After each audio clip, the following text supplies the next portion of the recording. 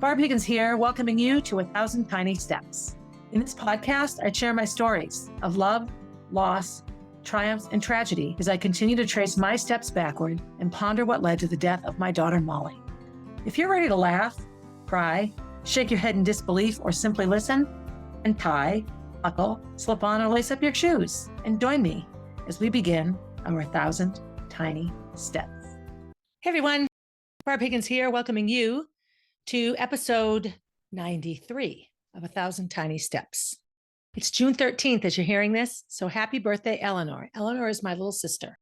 We share our same, would be well over 100-year-old bio dad, so we're sisters from the same mister, but other mothers. Anyway, happy birthday, Eleanor. I love you. I think she's like 27 or 28. I don't know. I'm a terrible sister. I don't know how old she is. Which plays into the fact that I've been very hard on my family for not remembering to reach out to me on the day that Molly died. And it's not that they don't remember. Of course, my family remembers Molly. But in the day-to-day busyness of life, the date on the calendar can get lost. And I think I understand that a bit better in this recording than I have in the past few weeks. Anyway, June 13th. So the month of June, since the year Gracie was born, has included track camp. And in looking at the things that have stayed the same since Molly died and the things that are different, in the days and weeks after her death, I didn't think there was any way in the world I could do track camp. I just didn't think I could do it. But the community and Gracie and kids citywide pleaded with me to have camp. And it was probably one of the best track camp years ever. I had a lot of help and a lot of support. So I'm going to talk about track camp and what that experience has been like for me and sort of how it came to be and why it has lasted so many things. So it's 2001. Gracie is, I would say, maybe 8 or 10 weeks old. She's little, 8 weeks. I'm backing out of my driveway.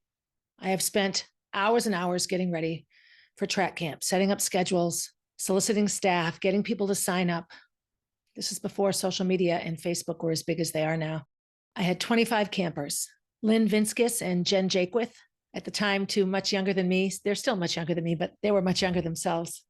Teachers in the district and track and field coaches, and a handful of high school students. And we put together the first ever Barb's track camp. I was backing out of the driveway at about 7 a.m. that first Monday at the end of June, crying because I didn't feel it was right for me to be leaving Gracie. I didn't understand what I was doing. Barbara, why are you doing this? You have this beautiful baby. You should be home. At just 8 weeks, she was obviously still, at least in my life, exclusively breastfeeding. She nursed a ton. I hadn't yet mastered pumping as I did a bit later in her life. And so the only milk she had was mine. My mother, in her ever misguided desire to help me, suggested I buy formula to supplement, and I refused completely because that was just me. I had a plan and I would make it work. My mother would drive up to the field 2 or 3 times a day with Gracie, and she would nurse. I would nurse her in the car, and my mom would bring her home. That first year, I had a camper named Philip Gehring.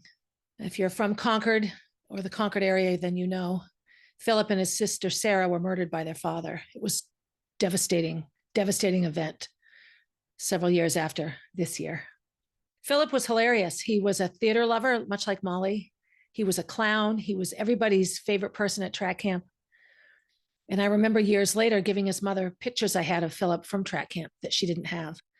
Sarah got a lot more public support because she was older. She was in high school and she had sports teams and social circles. And, 5 more years of life than Philip to have lived by the time her life ended.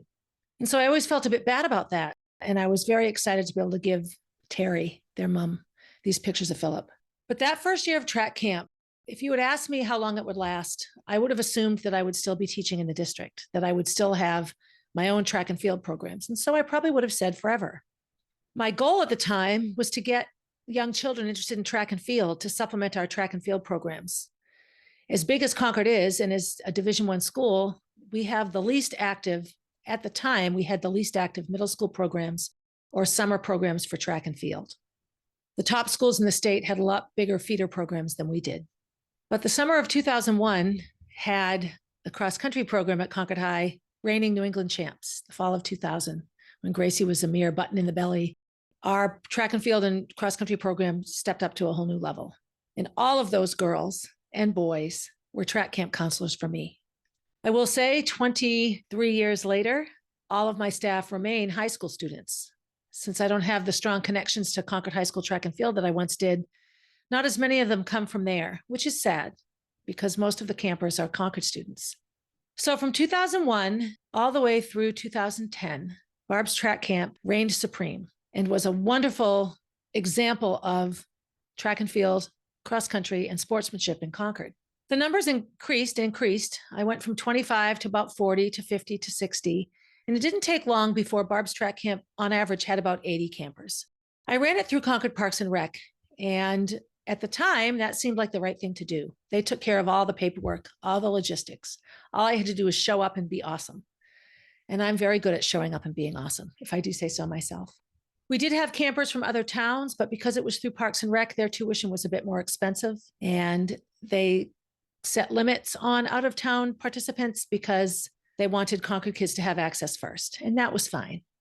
The mornings at Barb's track camp are rotations of every track and field event there is, with the exception of pole vault and now high jump. We do all the throwing events, we do all the running events and the jumping events. It's wonderful. After lunch, it becomes camp, summer camp. Endless, tedious games of capture the flag, scavenger hunts with candy, walking to get ice cream cones, handing out ribbons, tie-dyeing t-shirts. If you're watching me, I'm wearing a Barb's Track Camp 2022, last year's track camp t-shirt. All the things that you do at summer camp happen in the afternoons, popsicles and ice creams and the Kona ice truck and Miss Polly's truck. We used to go swimming at one of the park pools. That was a much bigger through Parks and Rec agenda item. Since COVID, I've run it myself, whether it's COVID related or Barb related. The Parks and Rec community didn't feel compelled to continue offering it through them. And so I do it myself. When I say myself, I do it through the MollyB Foundation now, and it's a wonderful way to acknowledge Molly. Gracie and Molly never knew life without Barb's Track Camp. Gracie was born in April, and the first ever Barb's Track Camp was born in June. When they were 4 and 5, kindergarten age, they started coming. Some of the neighborhood kids came as well. They loved track camp. And I always let them pick friends, dance friends, out-of-town friends to come along as well. One of my favorite Barb's Track Camp participants is Peyton Shaw. Peyton was one of their very best dance friends, and she'd come spend the whole week. It was Peyton, actually, that introduced actual lunches to Gracie and Molly. Up to that point, it was just little baggies full of snacks. And so they were hefty. There was a ton of food in there, but there was no main item. And when Kenny was making lunches, Peyton said, "Where's the sandwich? Where's like the meal? This is all the snacks." And so Kenny asked her what she liked, and she liked ham and cheese. And so Gracie was so-so about it. She stuck with peanut butter and fluff, but Molly became a lover of cold cuts, her all-time favorite being Lebanon bologna. I still can't eat Lebanon bologna. It makes me sad. Through the years, the groups got bigger and bigger. The staff got bigger and bigger.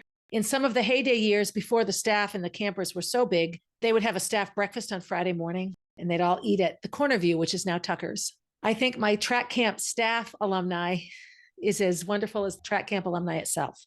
What I love now is the majority of my staff are former campers. You're a camper until you complete 7th grade. So 7th graders have their last year as a camper. When they finish 8th grade, they now get to be a CIT. And when they finish 9th grade, they get to be a paid staff. The CIT year is really where I can separate the wheat from the chaff, so to speak. This is their year to prove to me that they have what it takes to be a staffer. We all know middle schoolers have an issue with rules and impulse control. And so it really is my way of knowing for sure that they want to do this, that they really do want to be a staffer at Barb's Track Camp. 2011 was an interesting year because Chris Rath did everything she could to prevent it from happening. I'm not quite sure how she lives with herself, except to make a statement like that, I have to assume that she gives a crap about anything. And I don't believe that she cares about anything except her ego. And that might sound rude and harsh, but I believe it to be true. She went out of her way to try to insinuate that I wasn't safe around kids. Not with the state, so to speak. She was very clear that I shouldn't lose my teaching license, because I think had she tried to do that, all the ugly things that she knew to be true that were in my favor would have come out. Most of all, her behavior and Jean Connolly's behavior. Allie, Jean's daughter, was one of my best ever camp counselors, and she took over kids camp when she graduated from Brandeis and came back to Concord. She had some friends from the track team there. She was an amazing kids camp counselor. I loved it. I loved it. I think had all of that not happened to me, she would still be a part of Barb's Track Camp. I just think she would. She still coaches some aspects of running at Concord High School. These are the things that all in the beginning of the end of Molly and the 1,000 Tiny Steps. The gifts of Amy and Roy keep on giving. So anyway, 2011 was, we're still here. And I believe that's what it says on the shirt. It either says we're still here or we're back. I can now make a pretty sizable quilt of Barb's Track Camp t-shirts, all different manner of tie-dye. Those are the hard ones to look at with Gracie and Molly when we look at their t-shirts. Up until age 13 and 15, there were two of everything. And then Gracie's t-shirt exodus continues and Molly stops. Gracie had just started to be a counselor. Molly's last year of track camp was 2015, and she was finishing 6th grade. That's right, and going into 7th. And she was so excited that she was having her final camper year and that next year she'd get to be a CIT. I put the CITs, the counselors in training, with Bethany at kids camp, the half-day camp. And they learn a ton about managing children, about being kind, about being in charge of one person, about following those rules. And Gracie had her first year. She had her CIT year, Molly's last camper year. When I look at their friend circle in Concord, so many of their friends did track camp. I look at their groups, the groups they were in, and I see Olivia Lamper and Keisha. I see some neighborhood friends and some dance friends, Gracie and Kelsey. Those kids were a huge piece of track camp year after year after year. We survived my job loss, and track camp became an even bigger piece of what Molly and Gracie knew made me happy. I remember once they wanted to go to Disney, and they asked, how could we afford to go to Disney? And I said they would have to take a year off from dance, that the money we'd spent in a year of dance could buy us a couple of weeks at Disney. And I said I would be happy to do it, and we would put their dance tuition in the bank every week, every month, and we would go. And they said no, that they couldn't imagine a year without dance. I remember Eleanor's and my shared daddy often said that you had to have a passion in life, that you had to have something you were passionate about, that's how you stayed happy. That's how you stayed purposeful and meaningful. Mr. Ludi would say a similar thing. And for me, running was my passion, and everything related to running, coaching running, teaching the biggest, heaviest, slowest girls that they too could participate in a sport that could bring a lot of joy and community. I remember Eleanor coming up to visit one summer, and we had it was just after track camp. I think it was 2013, and Gracie and Molly were 12 and 10. And it was just such a wonderful, we were just energized with summer. And Eleanor had this gorgeous $2,000 camera with her. It was beautiful with this fancy lens. She talked about running and dance and everything else. And I just said, well, you have to have a passion. And Eleanor said, I wish I had a passion. And I looked at her with her $2,000 camera. And I said, you and I were just talking, and you looked up into the sky and saw a bird, and you grabbed your camera and quickly snapped a whole slew of pictures of that bird. They're beautiful. You caught it in every aspect of flight. It was a hawk, some sort of bird of prey. I said, I think you have a passion. I think it's photography. And she realized it was. And that's a big part of her life to this day. Dance and performing is still a big part of Gracie's life, even though she's in a bit of a holding pattern now with what she's going to do next and where she wants to go from here. Dance and music and theater, those are her passions, especially dance for Gracie. And for me, it was running until it wasn't. And then it became CrossFit. But the same things I loved about running is what I loved about CrossFit. And I've talked about that a lot. Track camp has become the way that I stay connected to sharing the love of track and field with kids. And I love it. It got me through my job loss and became a big piece of me, Gracie, and Molly. It was something that we did together. Okay, mommy, it's almost track camp time. They loved it. They couldn't wait. They talked it up among their friends. It was just a piece of their life that they always loved and had joy, even when things were bad in our lives. So Molly dies. And I think, oh, no, I can't do this. So May 7th, Unplugged Day to the first day of track camp, which was probably right around June 20th. I have to put this together. It was the biggest year ever of track camp. I haven't had that many kids at once again, which is perfectly fine. I had a ton of help. A lot of staff refused to take money. We had the first ever Molly Mile. We wore MollyB shirts. The writing on the t-shirts was pink. It was just one of those years I can't replicate. I had moms of kids that came to track camp that would show up to pick up their kids and hug me and let me know that they were thinking of me. The number of times that week that I sat down at a picnic table and just cried are too many to count. I have a camper, Sinjir. They were this awkward, skinny, wobbly little camper in the beginning, struggling to fit in, to see where they fit, to really understanding the bigger picture. And I remember sitting on a bench and sobbing, and Sinjir walked by and looked at me and said, I'll sit with you for a while. It's okay that you cry. He got it. And I remember Sean Nazaro reaching out to me when I cried and remembering that I had taken care of him when he cried. and he was afraid of the thunder, and that it was okay to cry. So that particular track camp was another corner turner for me, another time where track camp was there through thick and thin. From then on to COVID, it became sort of its standard typical thing that it was again. Granted, 2017 and 2018, I was wasted a lot of the time, and I was exhausted, and I wasn't wasted during track camp. Let me be clear about that. I was still participating in a really unhealthy, horrifyingly bad way of dealing with Molly's death. And track camp was a bit of a respite from that for me. I got to be around kids, and I got to be around things that made me feel better about myself. So through 2019, it was that way. Just this regular part of my life that kept me remembering that I was still Barb. On some level, I was still Barb, whatever that meant. And then COVID came, and there was no track camp in 2020. And what are you going to do? And so 2021 and 22, and now 2023, track camp is a piece of the MollyB Foundation. What I love about it is I never made a ton of money with Barb's track camp. I overstaff it. I don't pay the staff well. It's a stipend, but I don't charge a lot for the camp either. When everything is paid for and all is said and done, I probably clear about $1,000, which is a good amount of money, but it all goes through the MollyB Foundation now. And what that's done for me is help me really see what I make and what I spend. And I have to say I'm a bit frivolous with what I spend, but I want those kids to love it and have a good time. So here we are in 2023, and I'm offering 2 sessions. I've been asked again and again to offer camp twice, and I don't, because the reason they love it is it ends before they're sick of it. But this year, Concord and Merrimack Valley, the 2 Concord local high schools, are finishing in the middle of the 3rd week of June, after graduation, after Father's Day. Every other surrounding community is done well before that. So the first week of Bard's track camp will have children that don't live in Concord unless they don't go to Concord Public Schools. So I have a significant number of kids signed up already. And then the next week in June will be all of the Concord kids. And I have a ton of kids signed up for that week. When it's all said and done, I'll probably make even less money than before because I'm staffing 2 weeks, probably for roughly the same amount of kids, probably 150 total kids is what I would imagine. That would be amazing if I got that many. But I'm excited about it because I'm sharing it with a much bigger group of people. Gracie's back home. She wasn't here last year. She was at Disney. The first track camp in her life that she didn't show up at some point during the week to see all the kids at the field. I like that it's connected to the MollyB Foundation because it can continue on in some element even when I'm not running it anymore or when I'm less involved. I don't know what that will look like. I'm 60 years old.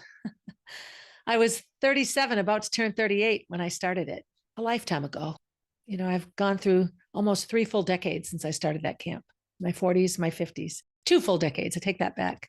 All of my 40s and all of my 50s, finishing my 30s and now starting my 60s. So why am I talking about Barb's track camp today? Because it's June, because next week on the 19th, for the 23rd time, I'll welcome children to Memorial Field to teach them the ins and outs of track and field, to show them a really good time, and to hopefully impart upon them a sense of community and what it takes to work together. And it's also probably the one remaining piece of actual Barb, the Barb that existed before Molly died, the Barb that existed before I met Roy, the Barb that existed before all of it. From 2001 to 2009, those first 8 track camps were just the innocent, happy life. And then things changed, but track camp has remained. And so, you know, if you live in Concord or in and around Concord and you've never sent your kids to track camp, and this is the first you're hearing of them, sign them up. Go on my Facebook page, find the Barb's track camp page. It's a wonderful week. Know that your child will be taught the ins and outs of friendship and track and field and summer fun by high school kids. Typically, the only person old enough to vote at track camp is me and Bethany and Ashley and Gracie now, and a handful of high school seniors that have turned 18 and have registered to vote. For the most part, I'm legally responsible for everyone there as they're all underaged. And it's the best week of summer, I'll tell you right now. So this isn't a super long podcast. I think if I have important points to share here, it's that sometimes you find true happiness in the strangest places. There are plenty of people who can't imagine being in charge of 150 kids at Memorial Field on a hot summer day. To me, that's when I'm in my element. It's when I'm best, managing large groups of people, keeping them together and focused. I remember when I coached track at Concord High, my biggest track team outdoors was 109. And Bill Harbrick was the athletic director then. He came up to watch a practice because he was concerned that how can me and one assistant keep track of all those kids? They were fine. There were groups of kids everywhere and track practice was running smoothly. And he was unbelievably impressed and appalled that I could pull it off like that. That's a strength for me. So I'll do it again. I'll keep doing it, I guess, as long as I can, until I'm too old to talk, until they can't hear me when I'm up front. I don't know who. I'll have to find another Barb to take it over. Anyway, it's just one of those things that has kept me grounded. It's, 5 days out of the year. Well, it's more than 5 days because there's all the leading up to it and all the walking away from it. But I'm excited. It's coming. I will stay up all night on Sunday, the 18th. And once day one is complete, I'll be fine. Sort of like standing on the starting line of a race. You want to throw up until the gun goes off, and then everything settles down and the race just commences. So that's that. Happy birthday to my sister, Eleanor. Almost happy graduation to the students at Concord High. All you wonderful young people, find a track camp in your town, or feel free to commute. Come spend the week in Concord and get your parents to stay up here for a week and send you to track camp all day. It's a good thing. I'm nostalgic thinking about it. So, as always, be good to yourself. After you're good to yourself, be good to someone else. Be good to your kids and sign them up for track camp. And as always, have a good day, everybody. Hey, thanks for listening and for supporting the podcast. Feel free to leave a review and to share my stories with your friends. Please reach out with your own stories. I love connecting with my listeners. If you want to see what I'm up to next, you can find me on Instagram at Barb_444, on Facebook as Barb Higgins, and at my website, 1000tinysteps.com. And while you're there, sign up for my newsletter, a weekly way to find out what's up in the life of Barb Higgins.